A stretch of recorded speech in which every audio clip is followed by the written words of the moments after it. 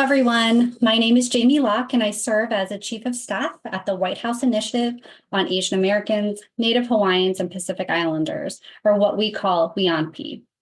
I want to thank you all for joining today's webinar to learn more about the federal grants process.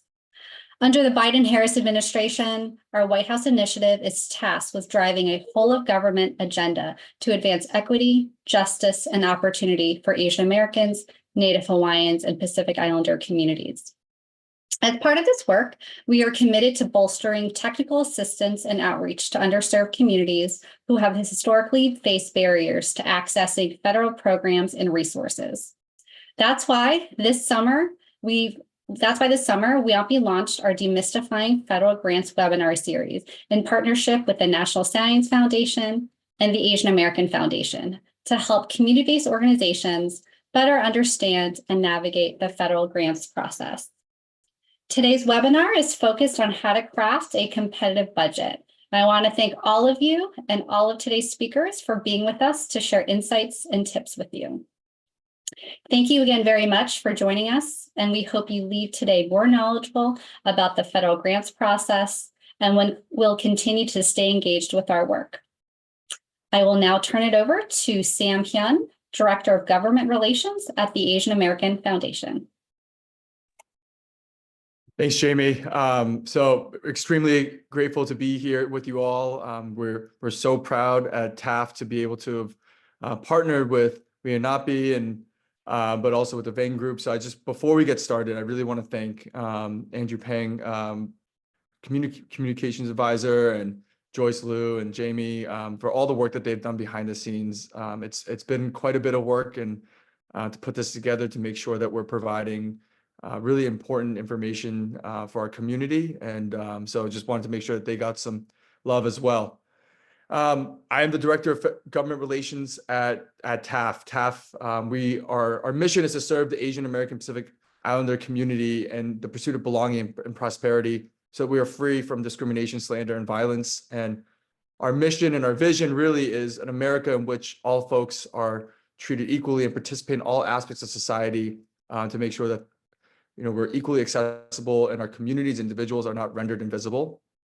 And so because of that, it was important for us to work on this project here so we can demystify federal grants, unlock these dollars that are critically important to our community, and make sure that our community has just as much opportunity and resources as everybody else.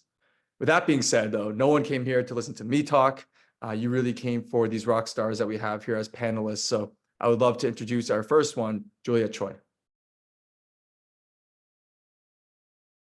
Hi there. Thanks, Sam. Good afternoon. Good morning to everyone who's joining. Hi, my name is Juliet Choi. I'm the President and CEO of the Asian and Pacific Islander American Health Forum.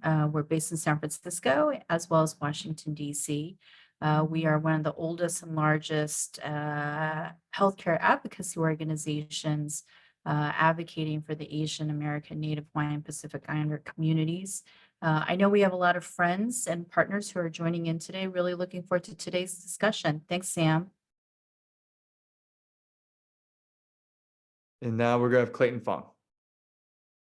Hey, thanks for hosting this. It is so important that our community-based organizations figure out how to bridge that gap, that big gap that Asian American organizations really aren't at the table when it comes to grants. I think a little bit of it is we're focused on the West Coast and national grants tend to be focused on the East Coast, but it's really an important thing to do. I guess what I just wanted to do is give a couple of tips to folks, and that would be just to say, start with, don't be afraid to fail. Grant writing is a batting average game. And if you take baseball, if you bat 3-3-3, 1 and 3, you're batting pretty good. I'd say grants are about the same thing. So don't be afraid to fail. Jump in there and do it. Abraham Lincoln failed in his first election or two as well. More importantly, when you take that grant, look at the grant guidelines and make sure you write to the grant. You have a great story you want to tell, but they actually are looking for certain things. And while you tell your story, you've got to make sure that you're hitting the points that they're going to score on and look at those things. As it relates to budgets, be careful with it. I think common mistakes are, I think the most common thing I see is not having a sustainability piece for our smaller organizations on, you know, where does it go? This is a 1 or 2 or 3 year grant. What happens after that? And then I think the other piece is, I call it the no credit scenario. A lot of our organizations are small.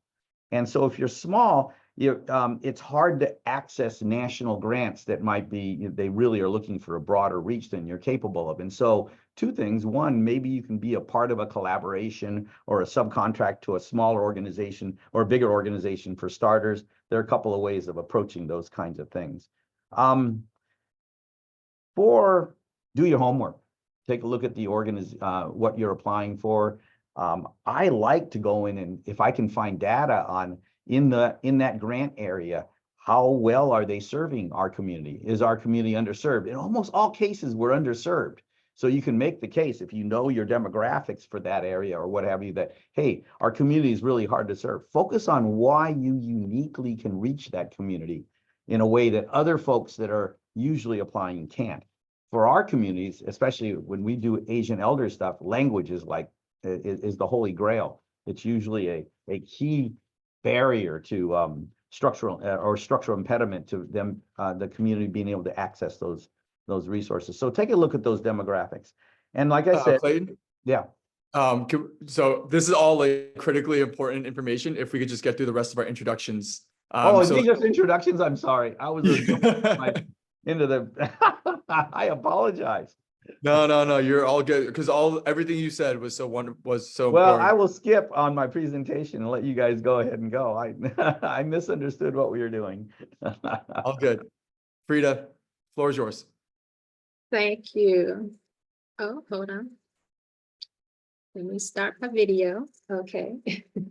Thank you. Good day, everyone. My name is Frida Johnson, and I'm representing the Center for Disease Control and Prevention. I have served as a grants management specialist and grants management officer for over 11 years and was responsible for reviewing budgets, holding budget discussions, and training recipients on submitting budgets. So I am currently serving as a policy analyst within OGS. But now over to you.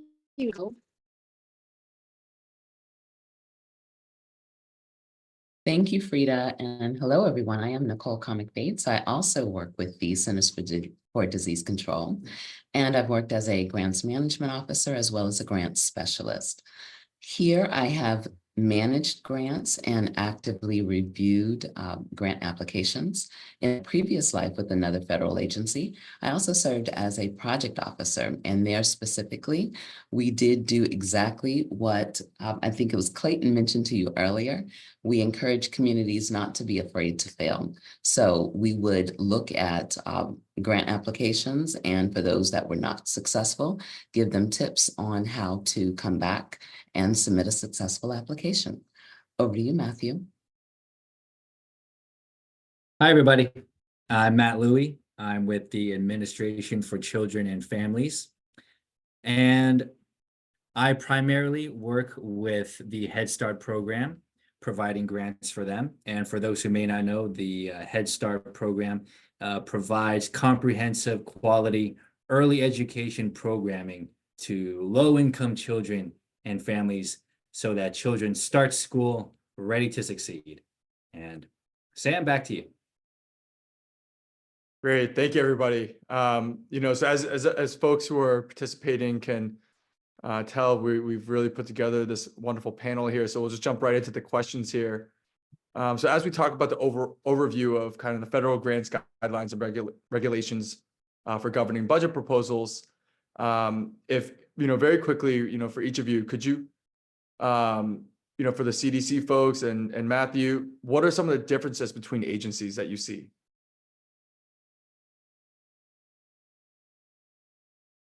So one of the, sorry. Go ahead, Frida. So one of the major differences that we have between agencies is how the budget is scored. Whereas ACF scores the budget, CDC does not score the budget during the review process. Nicole, was there anything that you wanted to add? Or Matthew? That's right on target. I would actually like to move over to Matthew with that question. Yeah, so in addition to the differences in scoring the budgets, I know that there are differences between the Head Start program and a majority of programs in CDC, whereas our Head Start recipients need to provide at least 20% of total approved cost for the project, which is also known as a non-federal share match. And this is not always the case in CDC. And on top of that, waivers are commonplace in ACF for those non-federal share matches. So for example, during COVID, we were waiving non-federal share matches left and right because many recipients base a bulk of their non-federal share on volunteer hours. So if there were no volunteers, because everyone was staying at home, we did not hold programs to meet that 20%. However, I also know that waivers may be a different story at CDC. That's correct. And Matthew, I will chime in here. Many of our cooperative agreements actually do not require a cost share or matching. So we do encourage you to, again, closely review the guidelines that would be submitted to you, the notices of funding opportunity. You'll hear us call them often NOFOs here. And with those, they will specifically outline, again, whether or not a cost share or a match will be required. So, given that we just talked about that, right? What are some resources that each of your agencies have for the budget process? Or do you have any resources that folks can go to be able to learn more and do their own homework? Yeah, Sam, I could start us off. So I would say the first step is to check out the awarding agency's website. So if you're looking for a grant made by the Administration for Children and Families, check out the ACF website. We have a fantastic site with links on how to register, how to find opportunities, information on applying for funding, and we have tips for writing a strong application. You can even read examples of successful applications on the website as well. And lastly, on the NOFO, there are various links to websites that can help prepare your application and answer frequently asked questions. And on our end, Sam, we also provide what we call the budget preparation guidelines. We'll be providing a link to that directly for you today, but that is the best place to start when you are creating your budgets for the CDC cooperative agreements and grants. Amazing. Frida, do you have anything to add? Yeah, I would just like to add that you can also look on our how to apply to grants at CDC. We also have a robust website that provides a plethora of information on how to apply for grants and what is needed for your budget. We have pre-award activities for applicants, key steps in the application process, and much more. So please take advantage of the site, and it will help you in submitting your budget and in your overall application. Thank you all. And now we're going to kind of jump over to the community perspective for a question on that end. And so for Juliet, what challenges have you encountered through the federal grants process, specifically around budgeting as you try to lead your organization forward? Yeah, no, thank you so much. And especially from our federal colleagues. And I'm just trying to watch some of the questions that are popping up in the channel. Before I jump in, I think especially with what our colleagues, Frida and Nicole from CDC shared, and also what Matthew from ACF shared, if folks haven't had a chance to visit grants.gov, I would certainly invite all of our community partners who are joining today.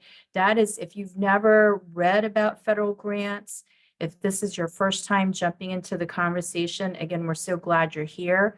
Grants.gov is like the government's grant site about all federal grants across the entirety of the federal government. And then I wanted to highlight, if you listen, and I'm taking notes as well, in terms of what Frida, Nicole, and Matthew shared, you can hear that there are some differences between the federal grants depending which agency you're applying with, right?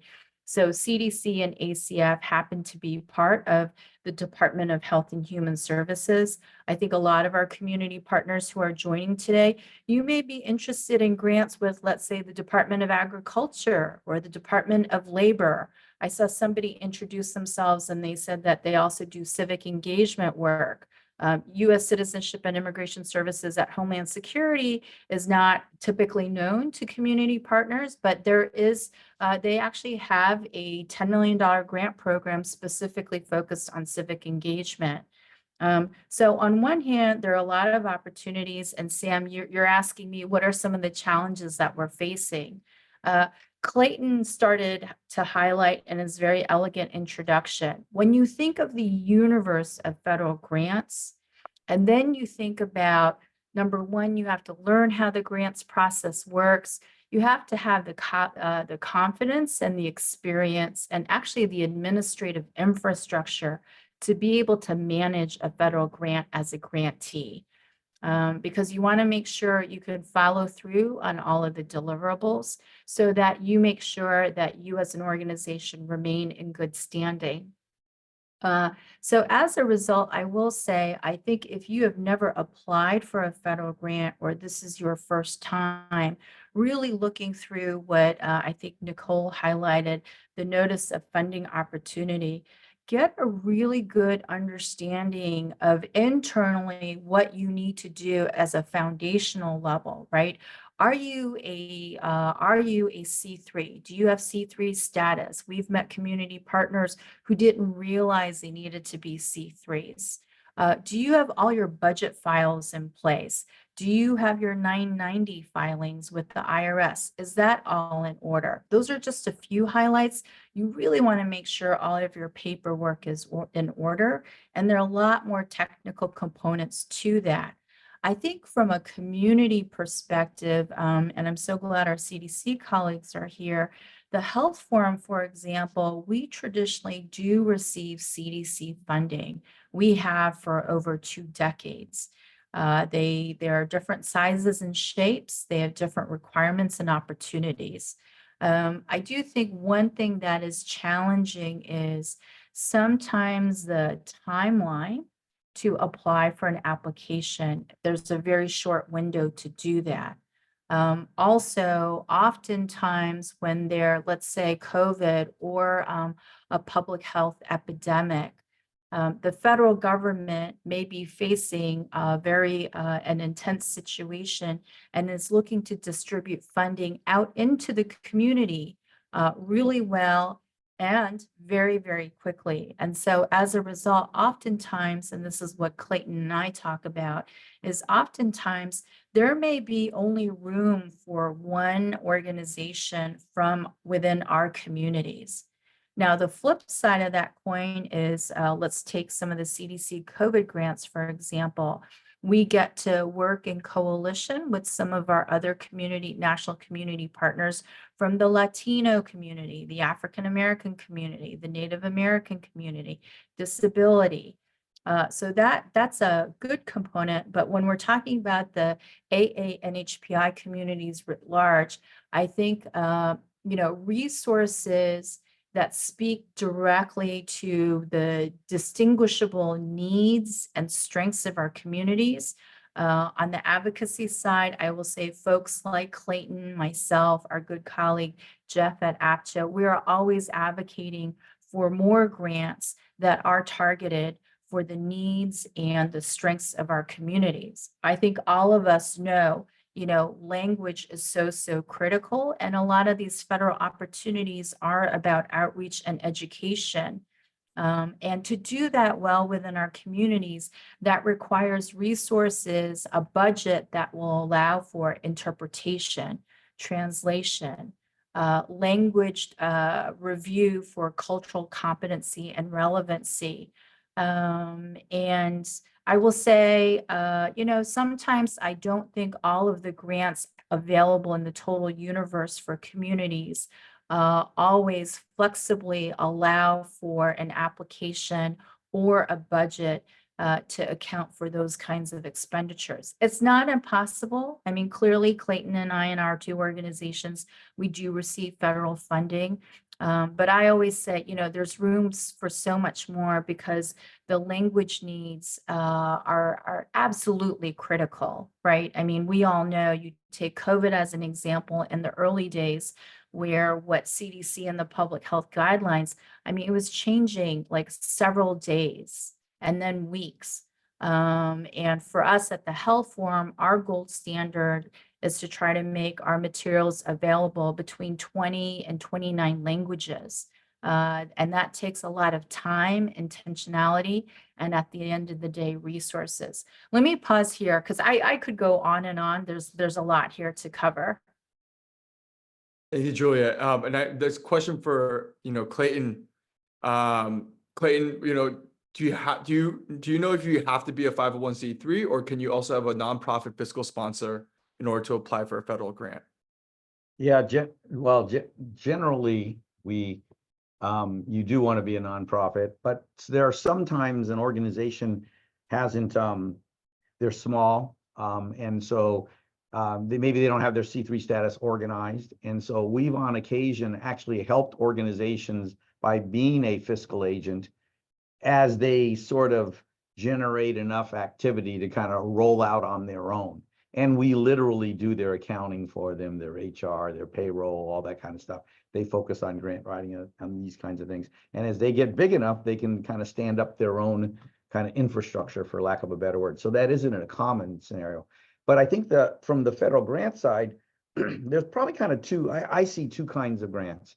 For the local organizations, there are grants like Head Start that are actually given out at local level. In the aging community, there are Meals on Wheels programs and there are senior center programs. And I often call those this entry level point of grants.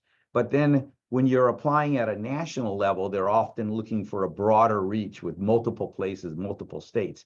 And it's going to be really hard for any individual grantee to apply for that unless you happen to be one of those bigger national organizations. So I would say that the fiscal agency is definitely a potential.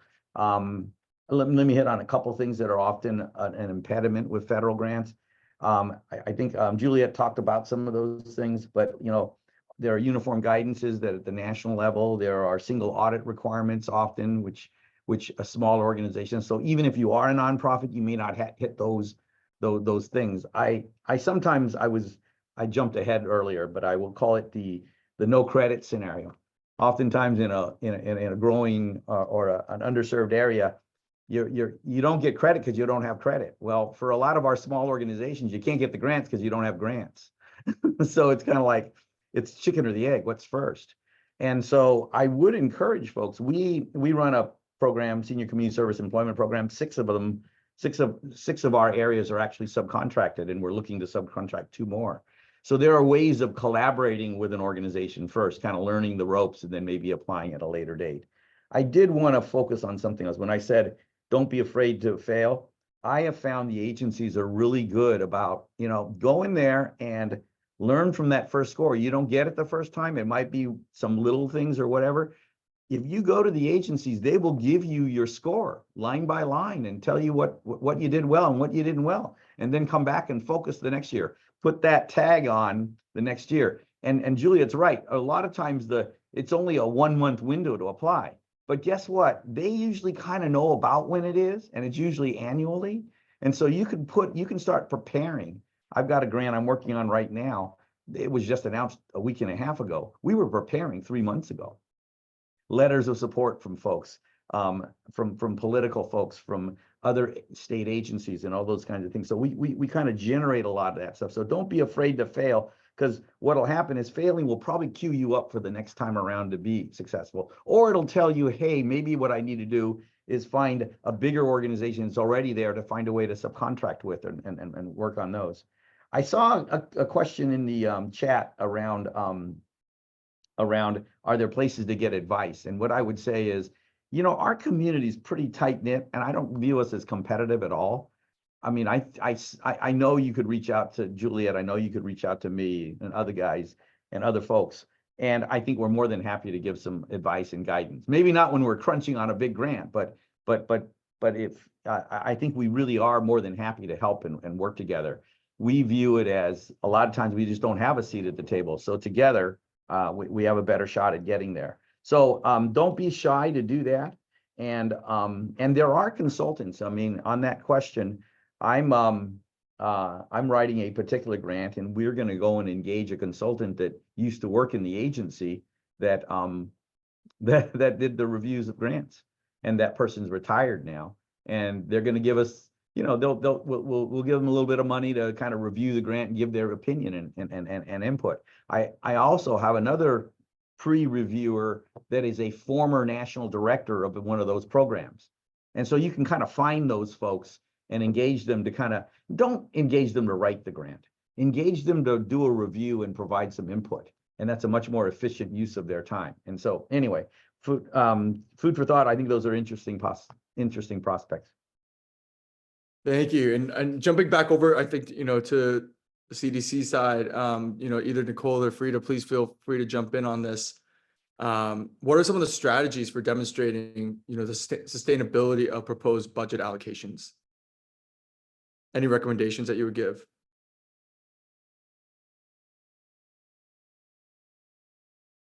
Sorry about that. I was on mute. Absolutely. First and foremost, we really want to make sure our applicants ensure that the money that you eventually receive when you become our recipients will be anticipated expenses that you specifically outline in your budgets. Now, first, we ask that you analyze all your potential resources. This is financial as well as human. Also, your in-kind contributions. If in fact there is a need for the match and the cost sharing that we talked about earlier, then please make certain that you're clearly reviewing that and outlining that specifically within the budget as well. Now, with these resources in mind, we also want you to look at any anticipated situations that may come up as well. In general, you may want to ensure that your organization has the financial capacity. It was Clayton, I believe, a few moments ago that also talked about a fiscal agent. So if you don't have the financial capacity yourselves, you can always fiscal agent. Make certain that you're including in the budget your dedicated staff time, however, as well. We also want you to keep in mind that this is a budget and not an expense report. So your amounts don't have to line exactly, but should cover any anticipated expenses. Rita, are there any, you know, additional common pitfalls, and then further additionally to that, how are you preparing, you know, how would you say to, you know, prepare your budget for your NOFOs that you put out? So Clayton hinted to this earlier. He mentioned about reaching out to people to assist with their budgets. I just wanted to mention that CDC also have informational calls. Whenever a NOFO is out, sometimes an informational call is also available to the public so that they can ask questions and gain more insight into the project, and they can ask about any type of budgetary questions that they have at that time. Also, we offer FAQs. Some programs provide FAQs that come from the informational sessions or come from applicants as they're, you know, submitting questions to the contact personnel that's in the NOFO. As far as how I would complete a budget, some of the pitfalls would be, I would look out for budget miscalculations.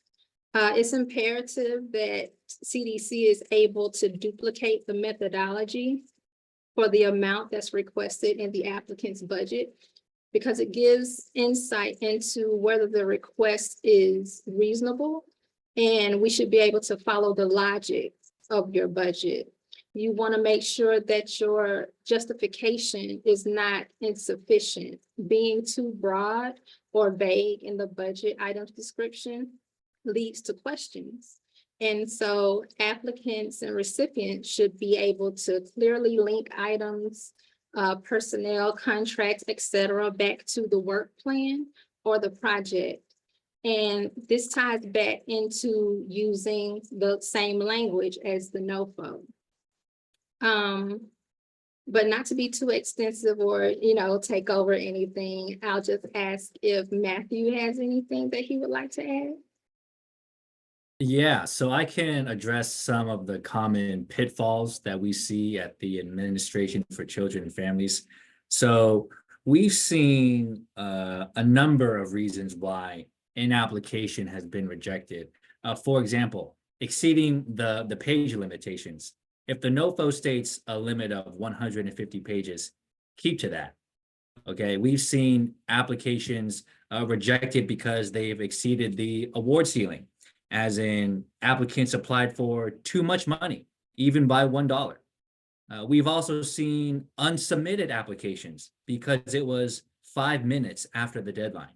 So be thorough in your review of the application, but do not wait until the last minute to submit. Yeah, I know, I get it. I procrastinate as well, but try to make every effort to submit the application at least 24 hours before the deadline. And one last thing I'd like to mention about the submission is that you can't make edits or add any documents after your submission. So please keep all that in mind. Yeah, I'll add a quick anecdote here. When I worked for the city of Boston, we applied for a grant, and after we had submitted it, we realized that we were basically asking for a quarter of the total allocation for the entire country. So when we got the rejection letter and we went through the review process, it made a lot of sense. We probably should have asked for a lot less. Yeah, probably said, Sam, this is way too much money. Yeah, and we didn't even fight back. We just said, we understand. This is for the entire country, and we asked for a quarter of it. So, with that said, yeah. and I think it actually kind of goes right into the next question I have for the CDC and ACF folks. Sam, is it okay if I quickly interject with that same please. point that you're making? And Matt actually alluded to that with the grants.gov submission. We do ask that you please make certain that you are registering at least 10 days, preferably 2 weeks in advance. That's been a common pitfall. Oftentimes with that submission, folks are still trying to register at the very last minute. So you need to make certain that you have registered far in advance, not only for sam.gov or grants.gov. Sorry about the interruption, Sam. No, absolutely. That was a really important point there. And, as, we're on this topic, I feel like a pretty important question to ask would be, what is the best way to secure estimated project costs while also not jeopardizing a competitive procurement process in the future, right? Like what if your proposed budget comes, under or over? How much flexibility is there? How should folks be thinking about this as they're both trying to balance how much money they actually need versus, towing that line of are we asking for too much? Frida mentioned earlier about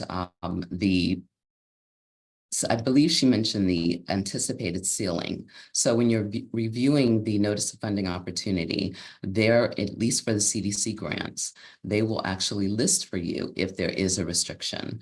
If there's a ceiling amount of 0 or a floor of 0, then it's not something that you'll have to worry about. But we do ask you to please keep in mind your actual funding strategy. Make certain that your budget aligns the goals of the notice of funding opportunity and that you're specifically outlining everything that you can do. But after award, CDC will work with you. Remember, we are not scoring your budget itself. We're looking for your proposed plan. So the budget itself, we can work with you and give you specific technical assistance after award. So if you go over slightly, it's not a problem. Thank you. And so last question before we move over to the Q&A session. This one's for both Clayton and Juliet. For smaller organizations that might need a fiscal agent to apply for grants, how can the subgranting process help them, kind of get their foot in the door, right? So what are some obligations that would need to be met as a subgrantee? Sure. Clayton, you want to take it first and I can follow up, or? Sure, as a subgrantee, I would just, I think the more common issues, if someone hasn't been a grantee before, make sure you read what's allowable and not allowable under, under government expenditures. There are a lot of rules. So what is it? OMB circulars. I can't remember the number right now offhand, but it gives guidance on what are allowable costs, ways to expend cost and what have you. But we do, when we bring someone in, we do, if they're newer, we also do have our fiscal folks as well as our program folks provide training and what have you if they're a new subgrantee. I would say this, in-kinds are often a little bit of a challenge, but you can get a little bit creative on those things. In-kinds are, most local organizations are raising money in one way or another. And so I'll give you an example. One that we often will find is that the need for translational services and what have you may not be provided for in the budget of the overall grant. So we have a helpline call center and multilingual staff, and that often ends up, that's actually funded by, let's say, corporate contributions. That can be an in-kind contribution to the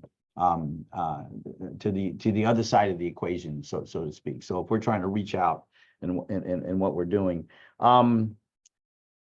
I would just say be ready and flexible with regard to kind of shoring up your fiscal procedures and guidelines and what have you.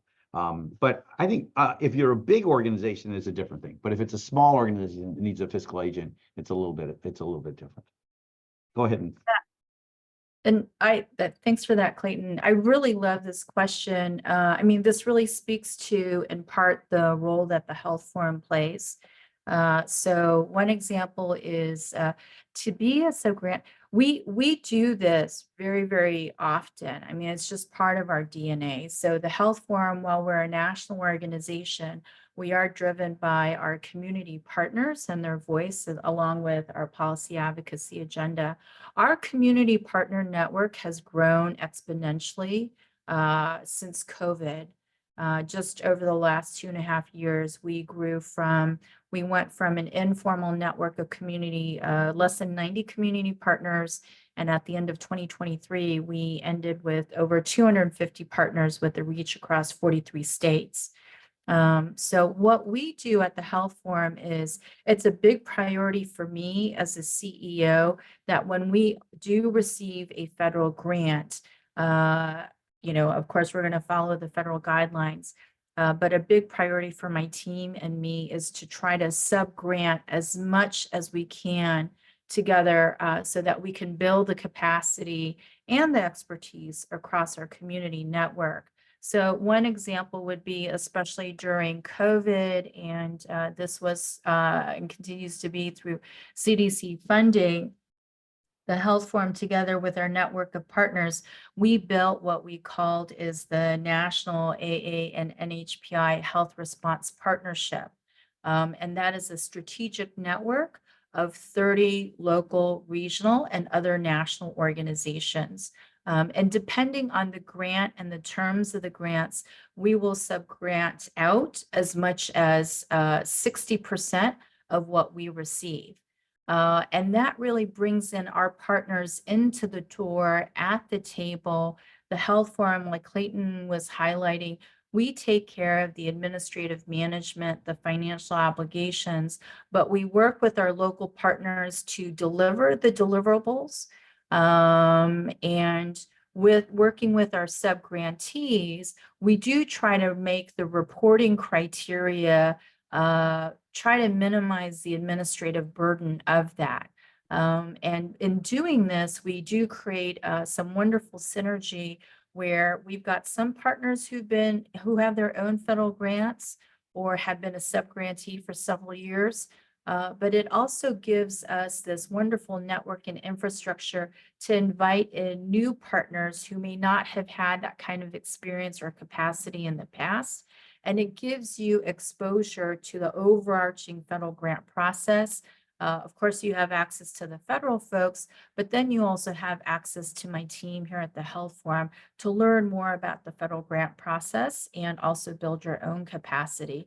And last but not least, and it was mentioned in several of the questions and comments in the chat box, by taking this type of approach, we firmly believe it's really important to put the spotlight on local community partners.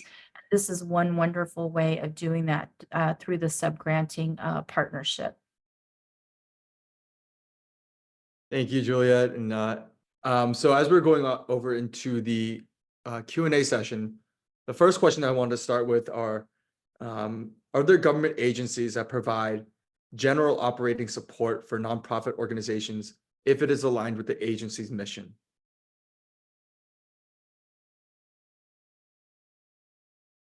This is Clayton. I'm not aware of one. Usually general operating, usually most government funding is mission oriented and outcome oriented. Might be for senior centers. It might be for Head Start. Might be, but the general operating side there, however, for general operating, what the grant does allow for is an indirect cost, often that would be for general operating expenses. So there can be some general operating costs, but I don't know anybody that just general operating costs.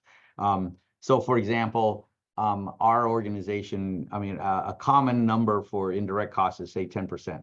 It's a de minimis number. So you can take 10% for things like, you know, CEOs, finance, HR, things that kind of cut across all of your grants. And then every grant would take its share depending on its size of those indirect costs. So there is a way to build it in, but usually the grant isn't for general operating costs. It can account for some of those general operating costs.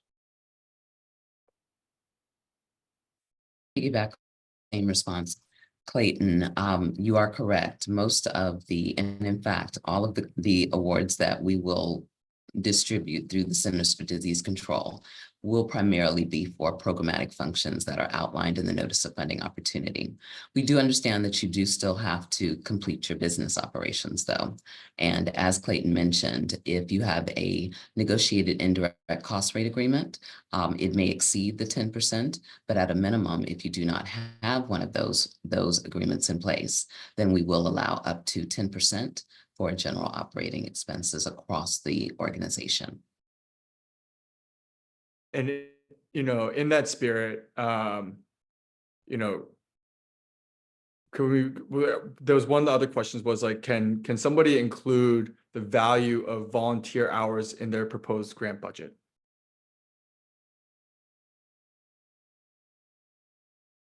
So the value of volunteers would be separated out as a separate budget under the non-federal share. So for us, Head Start, you would separate that out in a separate budget that's included in your documents for volunteer hours. And where can folks find what budget items such as staffing, resources that are allowed as costs for a proposed grant budget? Yeah, so as Clayton was alluding to earlier, there's some uniform guidance. So the Department of Health and Human Services, we're under the 45, well, ACF is under 45 Code of Federal Regulations, Part 75. And in that Code of Federal Regulations, there is a section called Subpart E, which lists out selected cost items that describe allowability or unallowability. So in that section, there are some examples of costs such as equipment, such as, let's see, audit costs and things of that nature, compensation, conferences, employee health and wellness costs. So those things are listed out on the cost principles, and it talks about the allowability or unallowability of costs like that. Frida, I saw that you had unmuted yourself.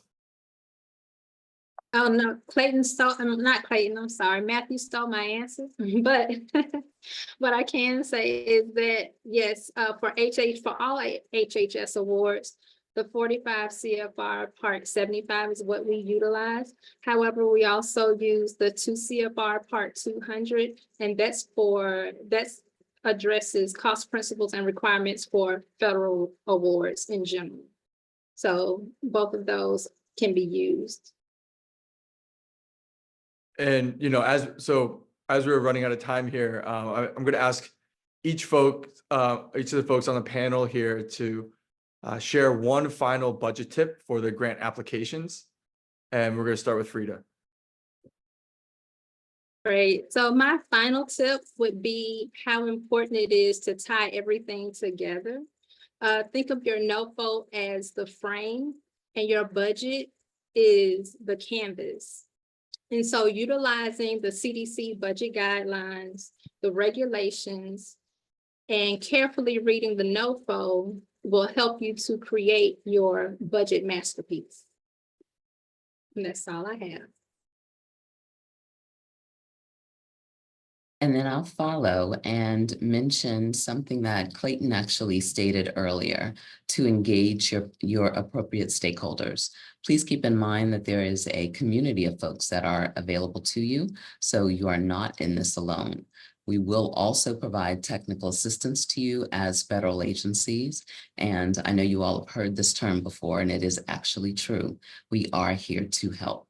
Also keep in mind, we give you a 60-day leeway from the time that we publish our notices of funding opportunity to the time of application. So with that, please make certain that you are closely focusing on the announcements within grants.gov for those application due dates, and start as early as possible once you do those NOFOs, as early as possible.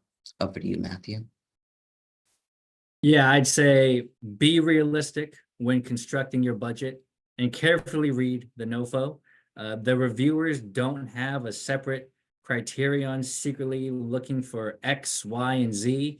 If the NOFO lists the grading criteria is going to be on A, B, and C, adequately address those points, and all the information and resources you need are on the NOFO, usually at the end, lots of links to different websites, and they're all there for a successful application. So don't be intimidated and do your best.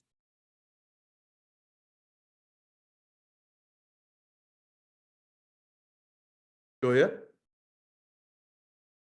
Well, it's kind of hard to follow the threads on the budget tips. I thought those were really great tips. You know, I think from a community perspective, and, you know, this is a constant balancing act for us, even at the health forum, realizing that once when you're planning for a grant, and if you're fortunate enough to receive the grant, is also really being intentional on how you're going to staff the grant and how you're going to build out your team. Federal funding is great. Sometimes it can be a little bit precarious. And so when you think about the sustainability of your organization, as well as the team that you're building, you know, those are a lot of balls to juggle as a nonprofit. And so just being really intentional on your staffing, and it's just a pragmatic approach that we're trying to do better at here at the Health Forum, which is making sure my teams and my staff, they're cross-trained.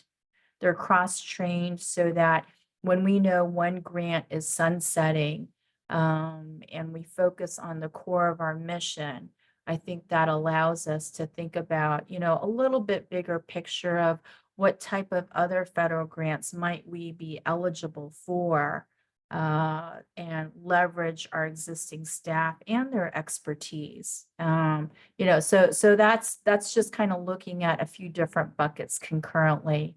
But I know at the nonprofit level, whether it's local or national, you know, sustainability of staff and making sure you've got the resources to take care of your folks, you know, that's a primary responsibility that I really keep my eye on.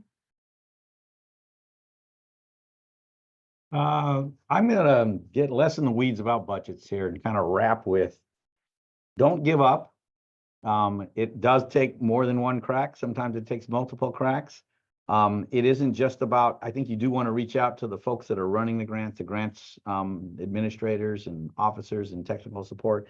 But I think you can also reach out to, what shall I say, other places. A lot of times in our communities, we're underserved. So you'll find a really open ear in the assistant secretary's office or the secretary's office around, hey, wow, how are we is there a strategy for better serving our community? Two, your local congressmen or senators. We usually get them to support our grant proposals, but we've actually, we've actually been blessed to also have them go to bat for what we would call congressionally directed spending when we've not been successful. Or projects that, what I'll say is, it doesn't quite fit, right? The usual proposal, our piece is a little bit different.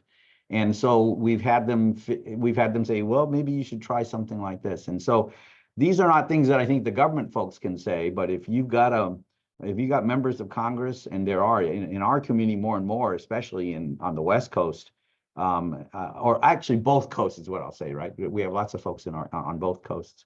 There is a long list of projects that your local congressman or your local senator or have gone to bat and helped for. And then I'm going to give one last shout out to the hosts here, WHIAANHPI. I mean, their mission is to really kind of facilitate a better process to make sure our community is well served by all the agencies. So I don't think they're going to jump in, but I think they can be. We have found that they're great at kind of helping to raise the awareness of whether our community is being served. And remember that our community is many subgroups. So even if we are, what I have found in many communities, we might be serving Asian Americans, but are we serving Southeast Asian Americans? Are we serving Filipinos? There's so many different subgroups that aren't being served. So there's always a cut of the pie or slice of it that is underserved. And so I would just say that. That said, though, on the allowable and not allowable, the one thing you can't do is put lobbying or advocacy into your bill. So stop short of doing that. But we don't take positions on bills. But I think advocating for issues is okay. So otherwise, I really appreciate this. This is a big, important way to reach out to our community, and I hope a lot of the organizations will follow up and apply. And like I said, sometimes it's not the first time, sometimes it's not the second time, sometimes it's the third time's the charm. Well, thank you, everybody. Julia made a really good point that I just wanted to highlight here that is absolutely true. I've worked both in state and local level of government and also with the federal government. A lot of what we discussed here is actually directly applicable to state and local government grants as well, especially when states are going through their budgetary process. When you have those relationships with your state legislators, you can start with getting a line item in the budget.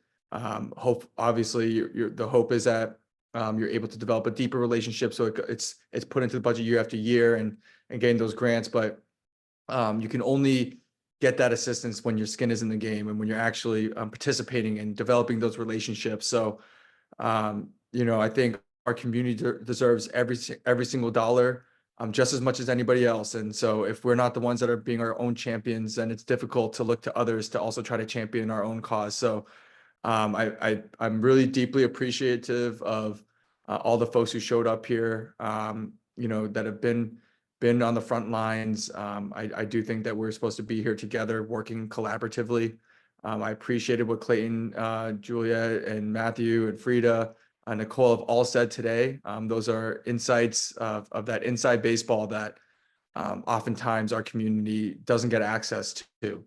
And I also want to make sure that we shouted out WHIAANHPI's team, Jamie and Andrew, making sure that we're able to have this recording live and the technical assistance that's critical for us to have this type of conversation. Jamie for organizing and ensuring that we're on top of everything. And of course, Joyce at the Vang Group for a lot of technical assistance behind the scenes, and also just making sure that she's texting me the questions to ask and keeping me on track. So you know, if the moderation was halfway decent at all, it's because of Joyce. I just happened to be the voice saying it. So with that being said, I also want to remind folks that a lot of the information that was said today will be sent out. So the resources will be received in the post-webinar email. So please don't freak out. You will be getting the information. This is a learning process. And you know, you only learn by doing. And I highly encourage folks to reach out to the various departments, reach out to staff.